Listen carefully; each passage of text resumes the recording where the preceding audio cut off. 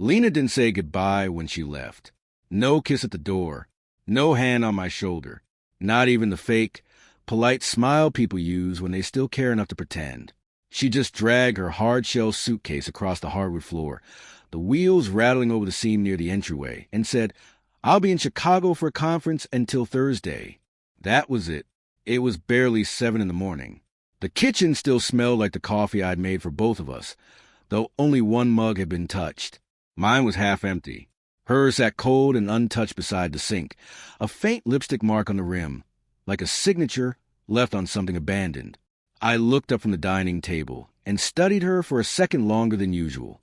Navy coat, cream blouse, hair tied back too neatly.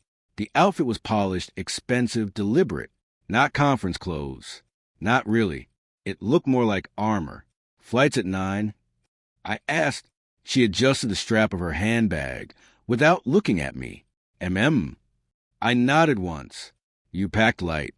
That made her glance at me just for a second. It's only a few days. There was something in her face I hadn't seen before. Not guilt. Guilt is messy. Guilt twitches. This was colder than that. Cleaner. Like she had already left me somewhere in her head and was just waiting for her body to catch up. A year earlier, maybe even 6 months earlier, I would have pressed, asked questions, offered to drive her, tried to soften whatever invisible wall had grown between us piece by piece. But that morning, I didn't. I just sat there with my hand around the coffee mug, feeling the heat fade through ceramic. She reached for the handle of her suitcase. "Mark," she said, finally looking at me fully, "don't make this a thing." That was the sentence that stayed with me. Not because it was cruel, because it was revealing. I hadn't said anything, hadn't accused her, hadn't even stood up.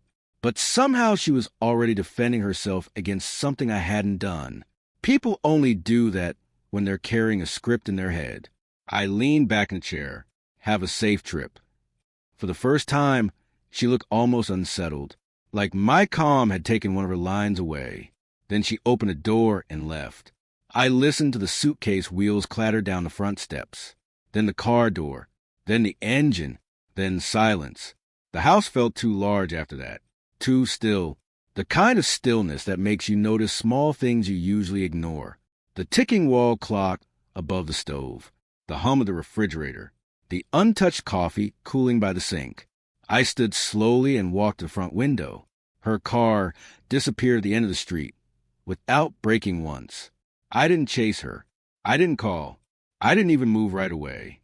I just stood there, one hand in my pocket, staring at the empty road, and felt something inside me shift so quietly I almost missed it. It wasn't heartbreak. Not yet. It was clarity. The second the taillights vanished, I turned away from the window and walked down the hall to my office. I didn't rush. That was the strange part. My pulse was steady. My breathing was even. It felt less like panic and more like arriving at a date I had seen on a calendar years in advance. The office door clicked shut behind me.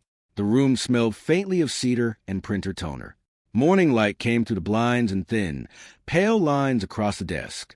Everything was exactly where I had left it the night before. Legal pad square to the edge, laptop centered, pen parallel to the keyboard. Order has always calmed me. That morning, it became something else. It became control. I sat down, opened the bottom drawer, and took out a small black flash drive taped beneath a folder of tax records. No label, no markings. I plugged it in, entered 2 passwords, then opened a hidden directory buried inside an archive of old financial statements. Failsafe. Even the name looked colder than I remembered.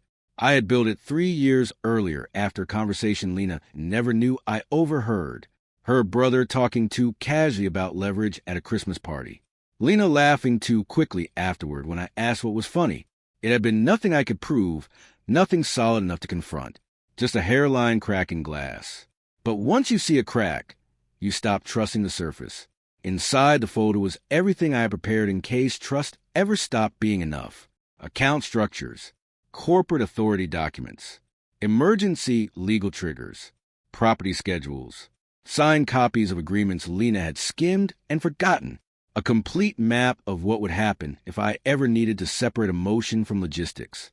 I stared at the screen for a few seconds, then started making calls. First, Daniel, my attorney. He answered on the second ring, voice low, already at his desk. "It's time," I said. No surprise. No wasted sympathy. Understood. Activate the domestic protections? Yes, all of them. Any confrontation yet? None. Good, he said. Keep it that way. Next was Mara, our private banker.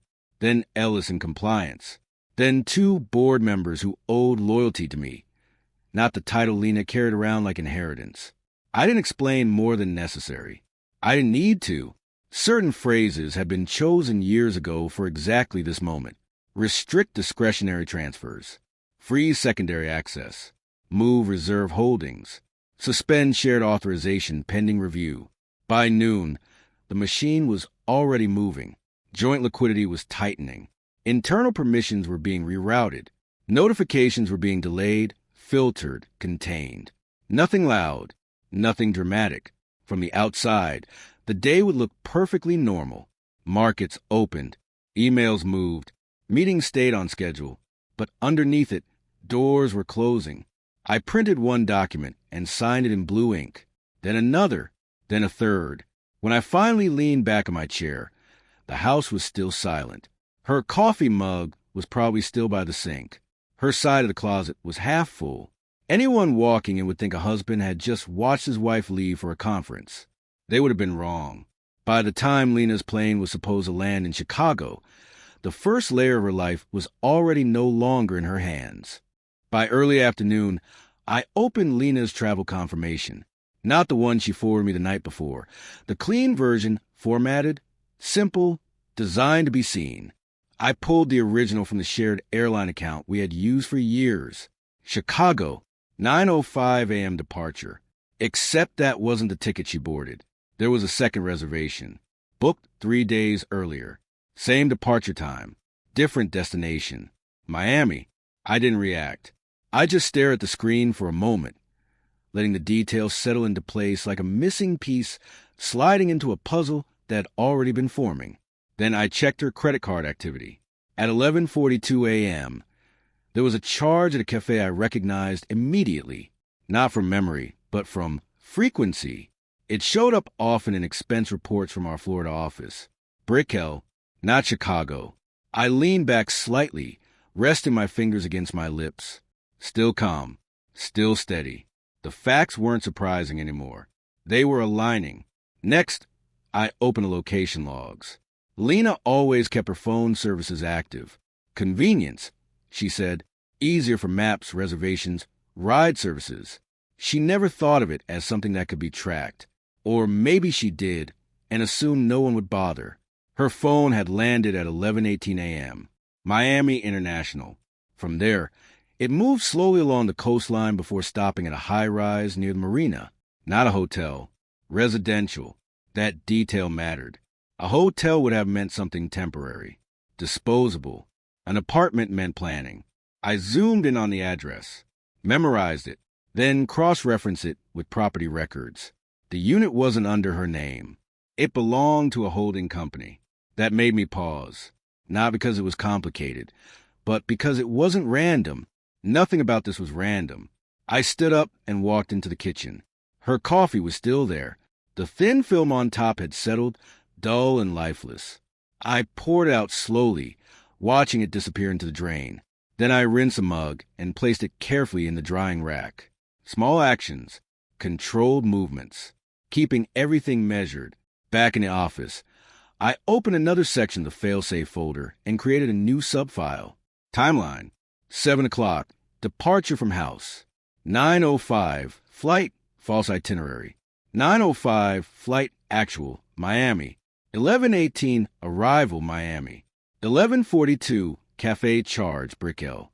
12:10. Arrival at residential address. I typed each line without hesitation. This wasn't just a lie. It was a structure. A separate life. Carefully routed, prearranged, and hidden behind something as simple as the word conference. I sat back and looked at the screen. For a brief second, a thought crossed my mind. Not emotional, just analytical. If she had gone this far, then this wasn't the beginning. This was maintenance. And that meant whatever she was hiding had already been in motion long before she walked out that door. I didn't call her. I didn't text. I didn't even check if she had tried to reach out. Silence, when used correctly, isn't passive. It's leverage. By evening, the second phase was already in motion. I opened the internal dashboard for the company and began reviewing access hierarchies. Lena still had her executive permissions on paper, but permissions don't disappear all at once. That would raise questions. Instead, they shift quietly, gradually, until one day they simply don't work. I reassigned financial oversight on 3 key divisions to Victor and Alina. People who had been with me long before Lena stepped into the structure. Loyal, methodical, not easily influenced. The change was subtle. Temporary delegation due to operational efficiency. No alarms. No resistance. Next, I scheduled a compliance review. Routine on the surface. But the scope included every department Lena had direct influence over. Internal audits. Authorization checks. Communication logs. Again, nothing aggressive. Just pressure applied in the right places. I leaned back in my chair, watching the system update in real time. Access levels adjusted. Approval chains rerouted. Decision authority redistributed. If Lena tried to move anything now, money, personnel, contracts, it would take longer, require more steps, more eyes, more friction. And friction reveals intent. My phone buzzed once. A message from Mara. Secondary account secured. No outbound movement detected. Good. That meant she hadn't tried to move money yet. Or she didn't know she needed to. I stood up and walked through the house slowly. The bedroom still looked untouched. Her side of the bed was made perfectly. Closet half full. A pair of heels left near the dresser, like she planned to come back and wear them again. Maybe she did. Maybe she thought everything would still be here, waiting, exactly as she left it. That was a mistake. People like Lena don't expect resistance unless it's loud, emotional, obvious. They expect arguments, accusations, drama. They don't expect restructuring. I stopped in the doorway and looked at the room for a moment longer. Then I turned off the lights and closed the door. Back in the office, I opened another document inside Failsafe. Authority transition. Phase 1. I signed it without hesitation. By the time Lena finished her first night in Miami, the foundation she thought she stood on had already begun shifting beneath her, and she had no idea. I didn't need long to find him. People think secrets are hidden in shadows. They're not. They're buried in patterns, emails, approvals, names that appear just often enough to feel normal. Eric Hale, junior analyst, 2 years in the company, fast promotions, clean record, quiet presence. Too clean. I pulled his personnel file first. Education, average. Experience, unremarkable. Nothing in his background justified the speed of his rise. Yet somehow, he had been placed in proximity to high-level financial reporting within 6 months. That wasn't talent. That was placement. I opened internal communication logs next. Nothing obvious at first glance. No inappropriate messages. No personal tone. Just structured, professional exchanges. But frequency matters more than content. Eric's name appeared in Lena's approvals more than it should have. Small things. Minor escalations. Requests that could have gone through anyone, but somehow landed with him. Again and again. I zoomed out and looked at the timeline. His hiring date. His first transfer. His first direct interaction with Lena. It all lined up too neatly. Then I checked travel overlaps. Miami. My screen went still for a moment. 3 months ago, Eric had logged client-side analysis support in Florida. No client name attached. Just a general entry. Approved directly by Lena. At the same time, Lena had listed a strategy retreat. Different descriptions. Same dates. Same city. I leaned back slowly, letting the realization settle, without rushing it. This wasn't spontaneous. This wasn't a mistake. This had been building. I opened the Miami address again and cross-referenced it with recent visitor logs tied to the building's corporate access registry. Eric Hale, multiple entries, Regular intervals. Not occasional. Consistent. That was when it stopped being a theory. I stood up and walked to the window again. The street outside was quiet, the same as that morning. Nothing had changed out there. Inside, everything had. Lena hadn't just lied about a trip. She had embedded someone inside my company. Someone positioned carefully, quietly, over time. And now she was meeting him in a private residence under a false itinerary. I returned to the desk and opened a new document. Subject, Eric Hale. I started typing. Employment anomalies, access patterns, travel overlaps, behavioral flags. Each line precise. No emotion, just structure. Because this wasn't about betrayal anymore. Betrayal is personal. This was strategic. And if Eric wasn't random, then neither was Lena's move, which meant one thing. I wasn't dealing with an affair. I was dealing with a plan. Eric wasn't the end of it. He was the entry point. I stopped looking at him as an individual and started treating him like a variable, something placed, not something acting on its own. So I shifted focus. Not downward, upward. I pulled internal hiring approvals from the year Eric joined, not just his file, all lateral hires within that quarter. Patterns don't exist in isolation. They echo. 3 names stood out, all mid-level, all placed into departments with financial visibility, all approved through expedited channels, all signed off indirectly. I traced the approval chain carefully. Manager, director, executive review. Lena's name appeared at the final stage, but lightly, no direct push, just quiet endorsement, too clean. So I went one level above that. Influence. Who could move something without leaving fingerprints? There was only one answer that fit. Her brother, Adrian.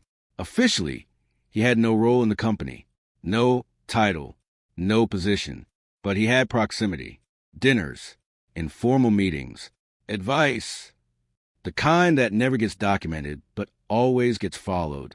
I opened archive correspondence, old invitations, event logs, private calendar notes.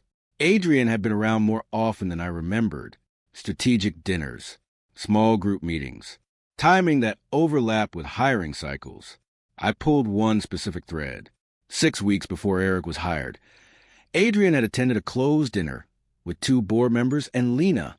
No minutes, no summary, just a calendar block labeled private. 2 weeks later, Eric's application moved from idle to priority. I exhaled slowly. There it was. Not proof in the emotional sense, but structurally, it was enough. I built the sequence on screen. Adrian increases presence. Private influence meetings. Unusual hiring acceleration. Eric placed into sensitive role. Direct access to Lena. Parallel travel patterns. Miami location overlap. I stared at it for a long moment. Clean, efficient, intentional. This wasn't just an affair. It wasn't even just infiltration. It was positioning. I stood up and poured myself a glass of water, taking a slow sip as I thought it through. If Adrian had helped place Eric, then Lena wasn't acting alone.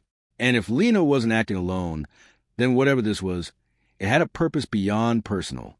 Access, influence, control. I returned to my desk and opened failsafe again, this time deeper than before. Contingency layer 2. I hadn't touched it in years. Didn't need to. Until now. My reflection faintly stared back at me from the dark edge of the screen. Calm, focused, unshaken. I clicked the file open. Because if this was a coordinated move, then they had already crossed a line. They didn't fully understand, and I was done observing. I didn't call a meeting. I arranged one. No calendar invites. No digital trace. Just 3 separate messages sent through channels that had never been tied to the company's official systems. By midnight, we were sitting in a private room above a closed restaurant downtown. Daniel was already there, sleeves rolled, a thin folder in front of him. Across from him sat Irina, cybersecurity, quiet, precise. And next to her, Malcolm, who handled structures no one liked to talk about, but everyone relied on when things went wrong. They didn't ask why. They already knew. I placed a single document on the table and slid it toward them. Failsafe. Contingency Authority Framework. Daniel opened it first, scanning quickly. His expression didn't change, but he slowed down halfway through. "You're activating this," he said. "Yes." Irina leaned forward slightly. "Full scope?" "Layer 2 and 3. That got her attention. Malcolm let out a quiet breath. "Then this isn't internal conflict anymore." "No," I said. "It isn't." Silence settled for a moment. 3 years ago, I had built the system in pieces. Not out of paranoia, out of pattern recognition. I had seen enough deals collapse, enough partnerships fracture, to understand one thing. Trust is not a structure. It's a variable. So I created something that didn't rely on it. A trust, not the emotional kind. A legal one, irrevocable, layered, trigger-based.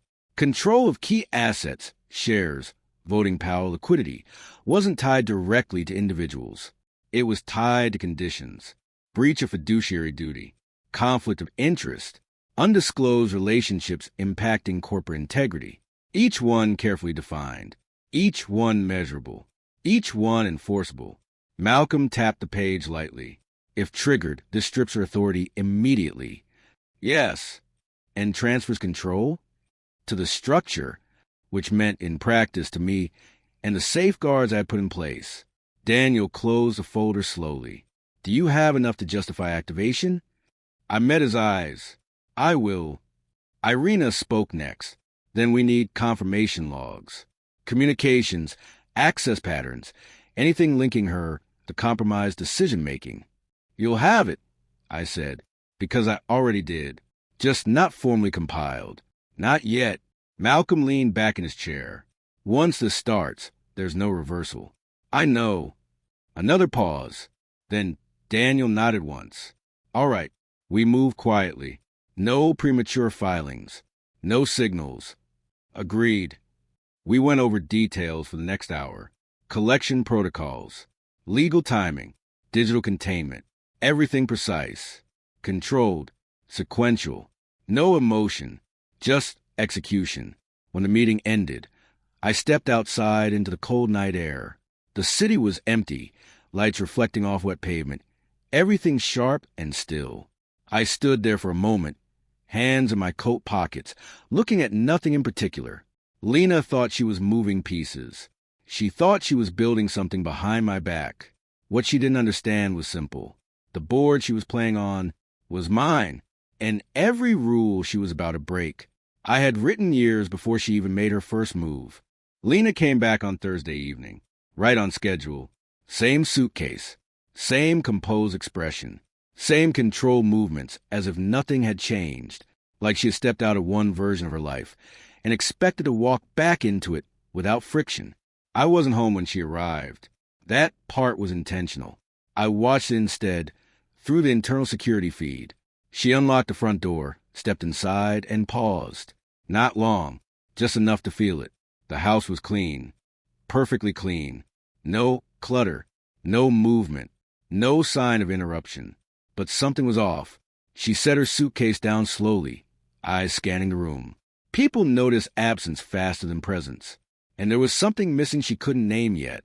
Her phone came out almost immediately. A few taps, a slight frown, then another attempt. This time longer. Her posture shifted.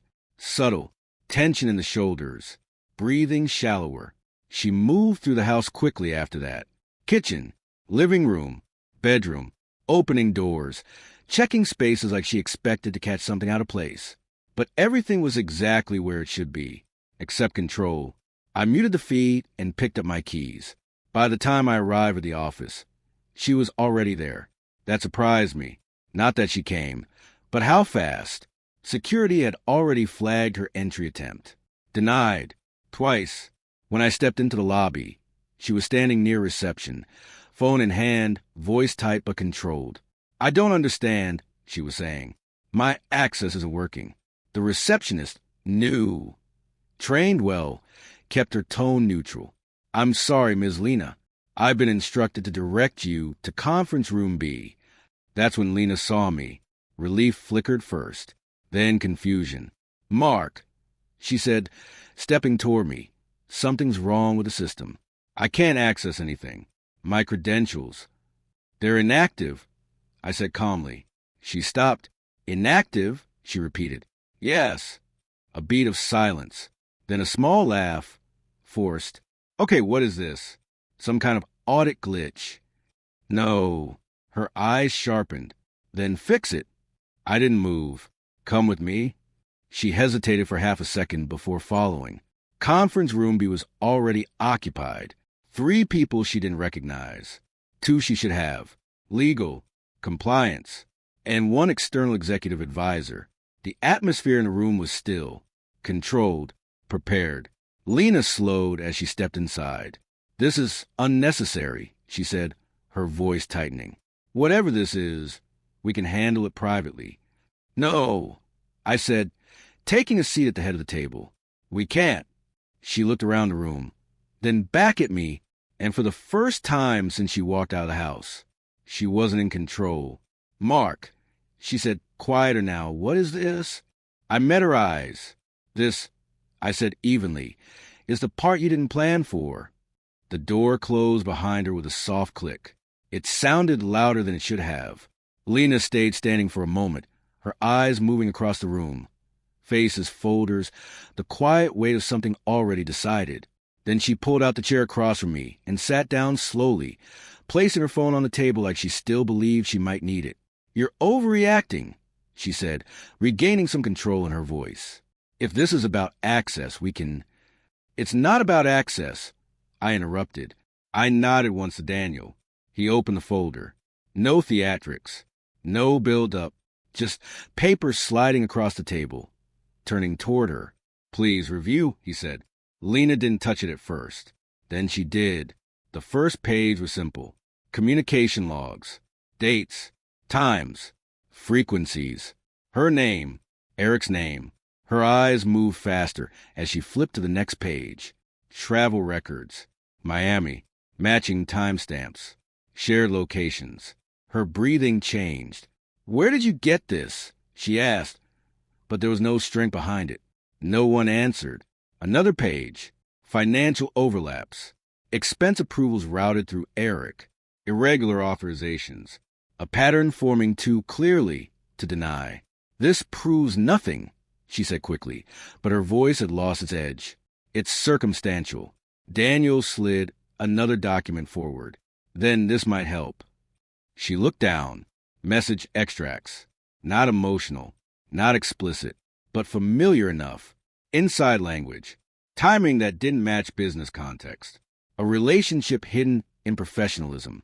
Her fingers tightened slightly on the paper. Still, she didn't break. Not yet. Then I spoke. Do you want to explain the apartment in Miami? That did it. A pause. Just long enough. She looked up at me, and for the first time, there was something real in her eyes. Not anger. Not arrogance. Calculation collapsing. I can explain, she said. I know, I replied. You won't. Silence. Heavy. Final. Daniel closed the folder. Based on the evidence, he said calmly, you are being formally suspended pending full internal investigation. Effective immediately. Lena turned to me. You're doing this? She asked, almost quietly now. Yes. Her gaze sharpened again, searching for something. An opening, a weakness. Anything she could still use. My brother, she started. He's aware, I said. That stopped her completely. A slow realization moved across her face. No backup. No interference. No one stepping in. The structure she thought she was building was already gone. Her shoulders dropped slightly. Not dramatic. Just enough. And in that moment, she understood something she hadn't before. This wasn't damage control. This was the end of her position. I stood up. The others followed. The meeting was over before she could say anything else. As I walked past her, I didn't stop, didn't look back. Because by the time she tried to make her move, she had already run out of them. She didn't leave the building right away. I saw her later, through the glass walls of the executive floor, standing alone near the elevators. Phone pressed to her ear, voice low and urgent, calling people who used to answer immediately. No one picked up. By the time I returned to my office, Daniel was already inside, reviewing the final set of documents. It's ready, he said. I nodded once. Then send it. He slid the tablet across the desk. I read it one last time. Not because I needed to, because endings should be precise. Subject: enforcement of Clause 14, breach of trust and fiduciary integrity. Lena had signed it 7 years ago, back when everything was still simple, back when trust didn't feel like something that needed structure. It had been buried in a stack of agreements. Standard, routine, unremarkable. She hadn't read it carefully. Most people don't. Clause 14 was short, clear, cold. Any executive found to have engaged in undisclosed relationships or actions compromising corporate integrity would forfeit all operational authority, equity control, and decision-making power, effective immediately upon verification. No vote required. No delay. No appeal within internal structure. Automatic. I signed at the bottom. Time-stamped. Final. By the time Lena's calls started getting returned, it was already too late. I heard about it later. She tried to push back, tried to argue technicalities, tried to involve her brother. Adrian didn't fight. He couldn't, because the clause wasn't mine. Not directly. It belonged to the system, and the system had already moved. Her access was gone. Her authority, gone. Her equity, transferred into the trust structure she had never bothered to understand. Every path she could have used to recover had been closed years before she even needed them. That was the part she never saw coming. Not the evidence, not the exposure, the timing. I didn't build fail-safe when I suspected Eric. I didn't build it when she started pulling away. I built it long before that, when the first inconsistency appeared, when something small didn't add up, when I realized that trust by itself wasn't protection. It was risk. By the time Lena walked out of the house with her suitcase, the outcome was already decided. She just didn't know it yet. A week later, I walked through the house again. Same hallway, same kitchen, same quiet. Her things were gone now. Closet empty, drawers cleared, no trace of interruption, just absence. I poured a cup of coffee and stood by the window, looking out at the same street where her car had disappeared days earlier. Nothing had changed out there. Inside, everything had. I took a slow sip. Calm. Steady, finished, because, in the end, she didn't lose when she got caught. She lost the moment she started playing a game, where I had already written the rules.